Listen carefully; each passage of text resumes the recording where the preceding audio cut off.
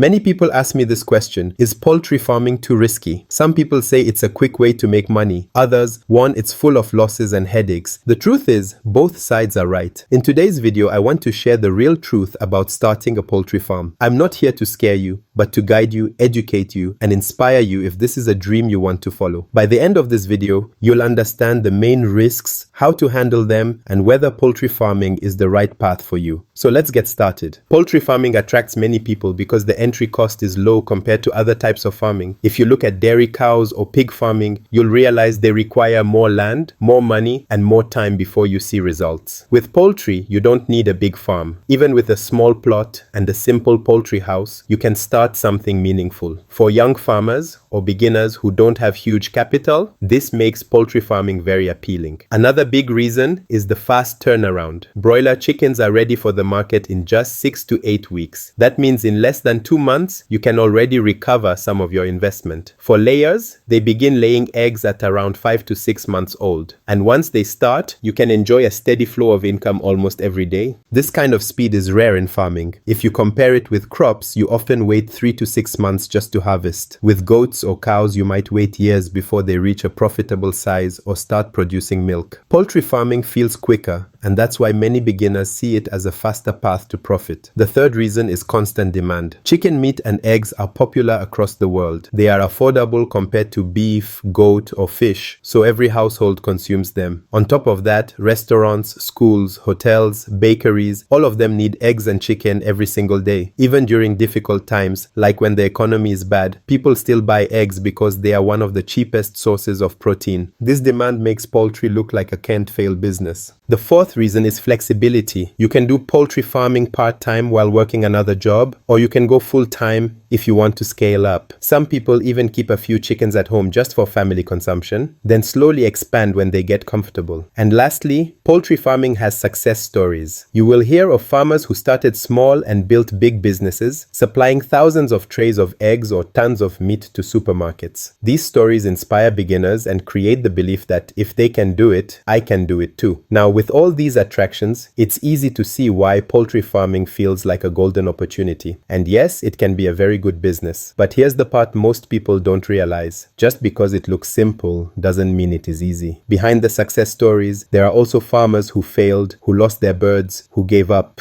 The truth is, poultry farming is like any other business. It has great opportunities, but it also comes with serious risks. If you go in blindly, you may lose money instead of making it. Now, even though poultry farming has many benefits, it also carries real risks. These are the things that often surprise beginners. Let me break them down for you. The first and most dangerous risk is disease outbreaks. Chickens are very sensitive. If one bird catches a serious disease, it can spread quickly to the entire flock. In just a few days, you can lose half or even all your birds. Diseases like Newcastle, Gumboro, and avian flu are well known among poultry farmers. Some of these diseases don't even have a cure, only prevention through vaccination and strict cleanliness. And here's the painful part. When disease strikes, you don't just lose chickens, you lose money for feed, time, and effort as well. The second risk is high feed costs. Feed is the biggest expense in poultry farming, sometimes up to 70% of the total cost. If you are not prepared, feed prices can drain your pocket. Imagine you start with 500 birds,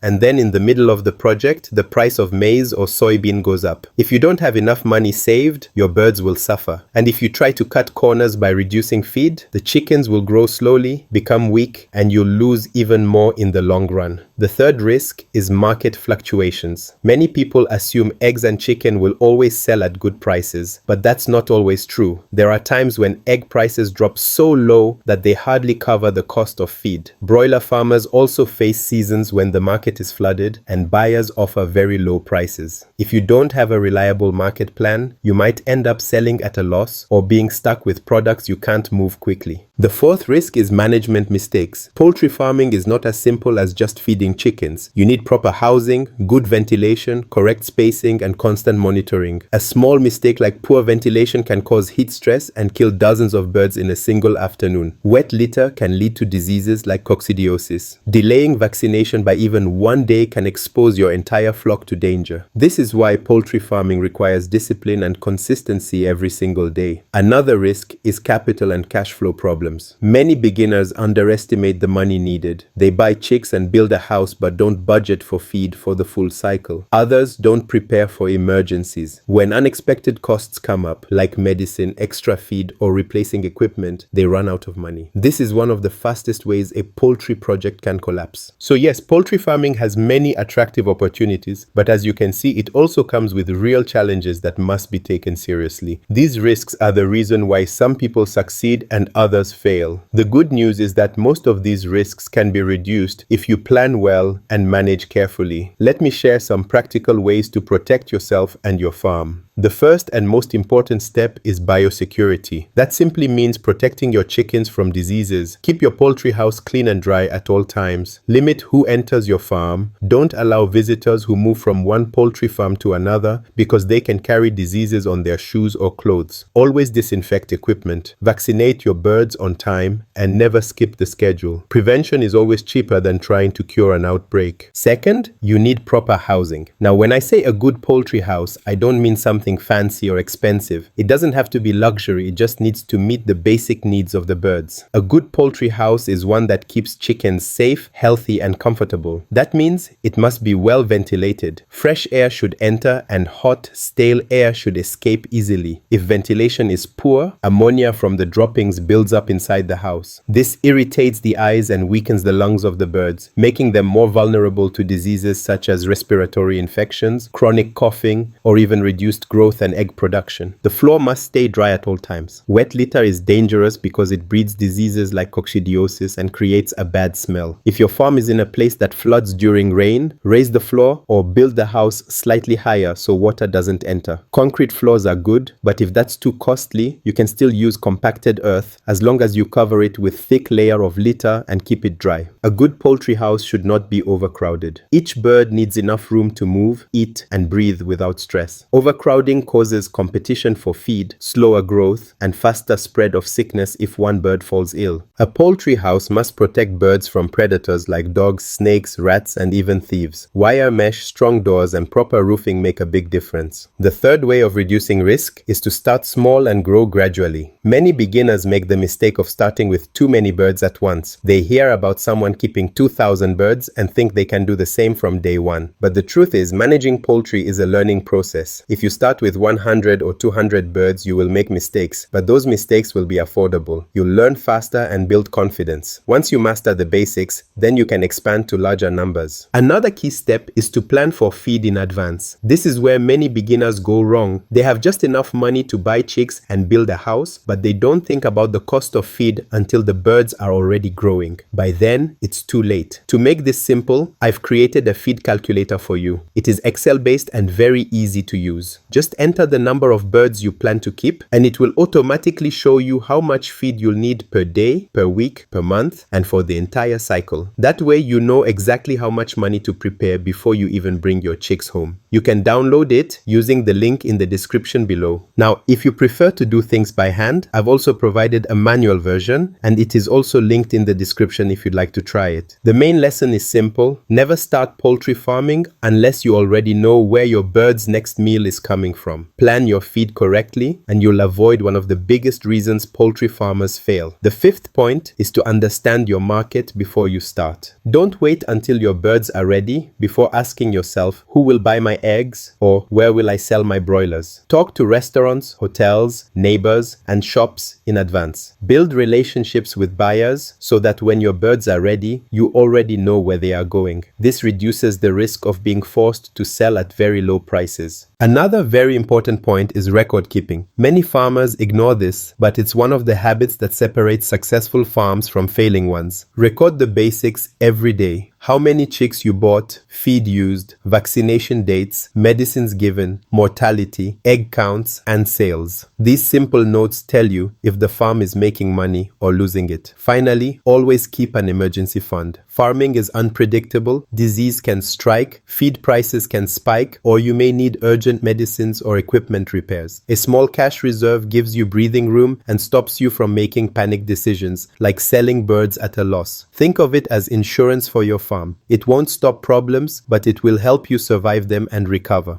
When you put all these measures together, the risks of poultry farming become manageable. You cannot remove all risk, but you can prepare yourself so that even when challenges come, they don't destroy your project. At the end of the day, poultry farming is like any other business. It has both rewards and risks. Some people fail, not because poultry cannot work, but because they rush in without knowledge, without planning, and without patience. The truth is, poultry farming can change your life if you treat it seriously. You have to see it as a business, not just as a side hustle. That means learning the basics, planning your costs, preparing for challenges, and being ready to work every single day. Yes, there will be hard times. You may face disease, you may see feed prices shoot up, you may struggle with markets, but those who succeed are the ones who don't give up. They learn from every challenge and adjust their methods. I always tell people, don't let fear stop you. Start small, gain experience, use each cycle to improve. Over time, your confidence will grow, your knowledge will grow, and your farm can also grow. So if this is something you truly want to do, don't let the risks scare you away. Instead, let them inspire you to prepare better, to learn more, and to take action wisely. Remember, success in poultry farming doesn't come by luck. It comes through planning, consistency, and dedication. And because planning is so important, I've created a tool called the Poultry Pro Planner. It's designed to help beginners like you organize your poultry project step by step, avoid common mistakes, and increase your chances of success. You can watch the video on screen right now to see how it works and how it can guide you. If you found this video helpful, don't forget to like, subscribe, and share so more people can benefit. Turn on notification bell to get notified whenever I post more practical guides to help you on your farming journey.